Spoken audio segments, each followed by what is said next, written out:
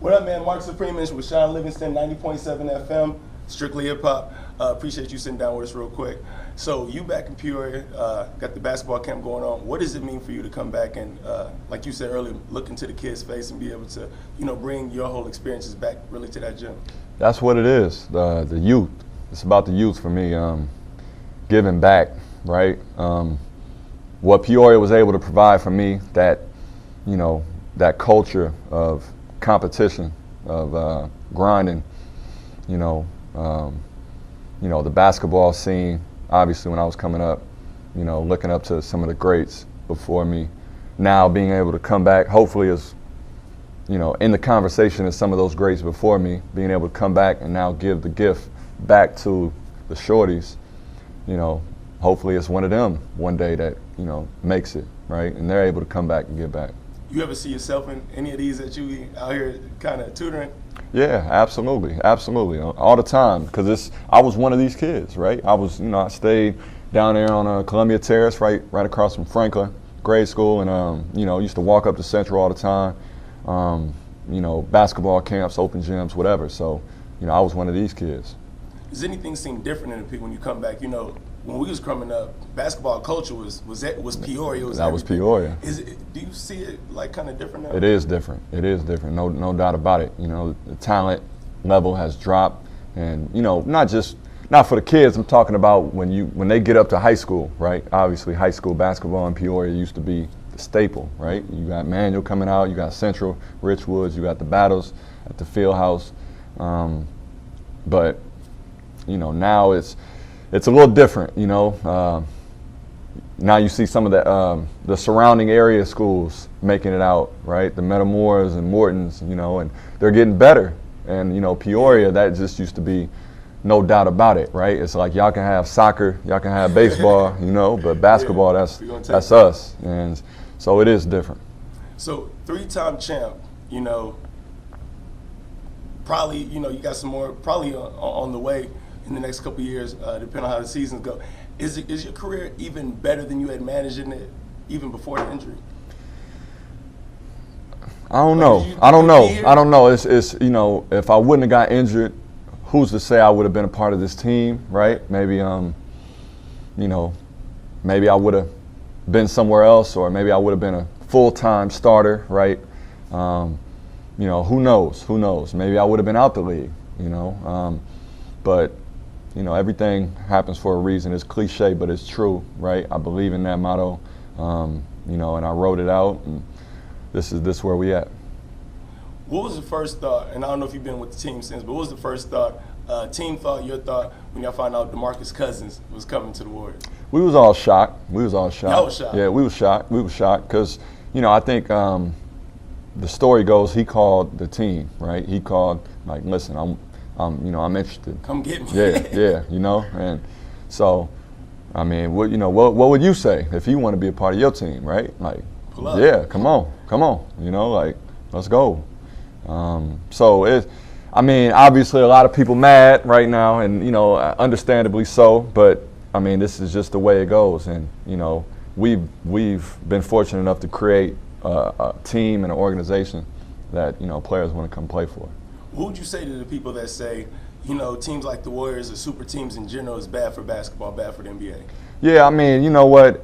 At the end of the day, it's basketball, right? And you gotta go out there and play. You gotta win.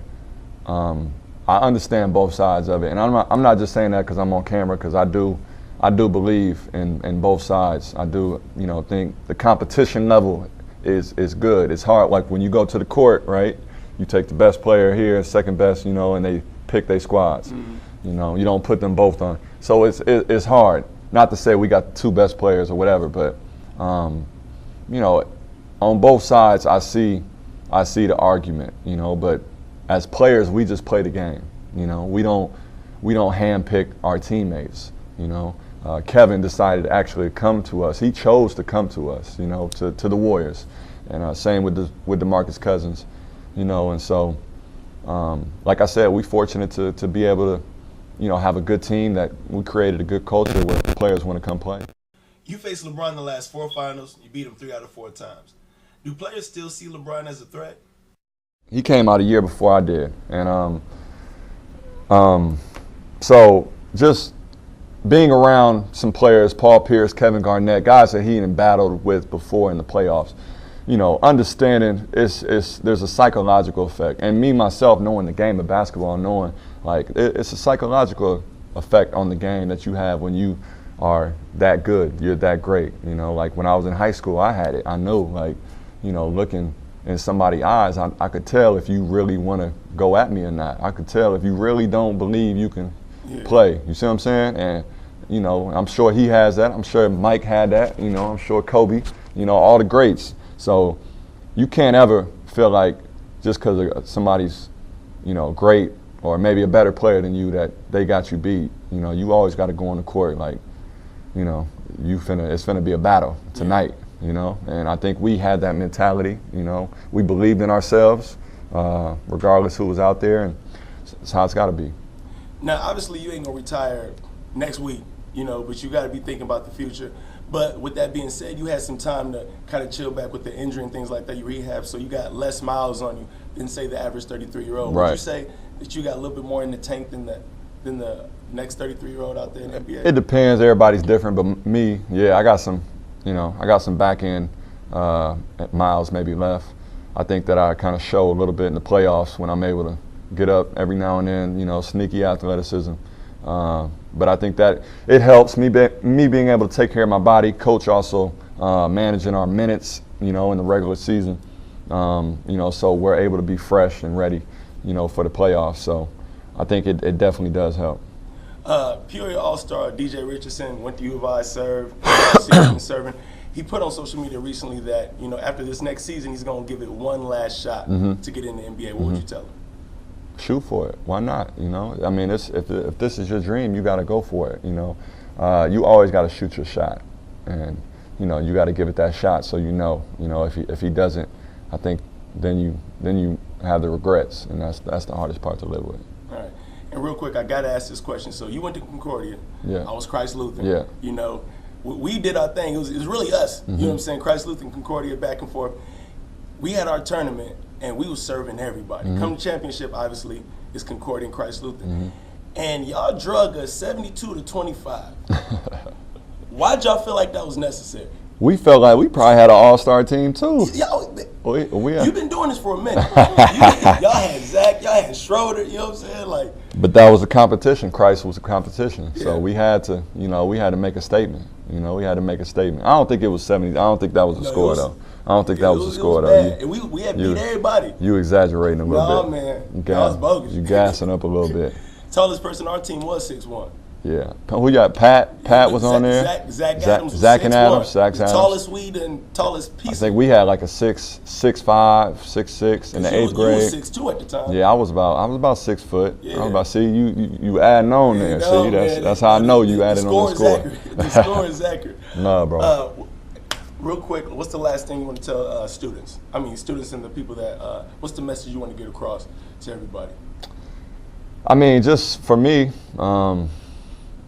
it's about the shorties, you know. It's not about me. It's not about me. It's about the shorties. It's about the youth. It's about what's coming up after you, you know. If you're in a position to give back, if you're in a position to help one, you know, if it didn't work out for you, if it did work out for you, you know, be unselfish, right? Be selfless.